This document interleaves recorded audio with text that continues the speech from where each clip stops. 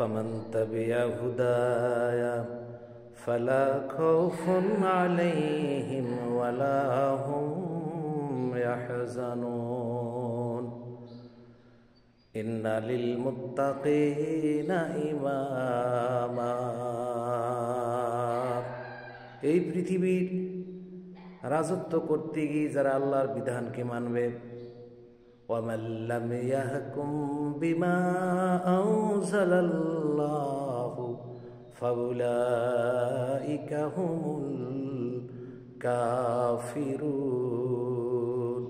فَأُولَئِكَ هُمُ الْفَاسِقُونَ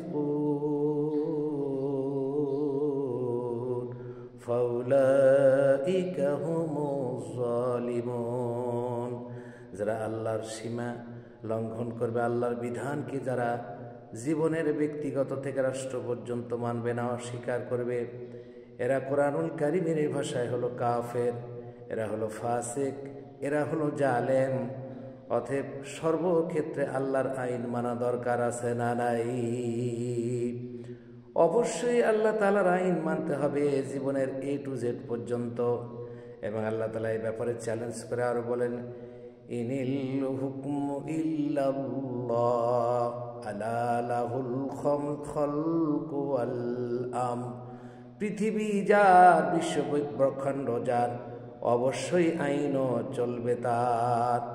আলা লাহুল খালকু ওয়াল আমর, সৃষ্টি যার, আইন চলবে তার। সুতরাং এই আইনের ভিতরে যে অংশীদারিত্ব করবে, নিজের ইচ্ছা মতো আইন জীবনে বাস্তবায়ন যারা করবে, এরাই হলো কাফের। উলাইকা লাআনাতুল্লাহি ওয়াল মালাইকাতি ওয়ান নাসি আজমাইন।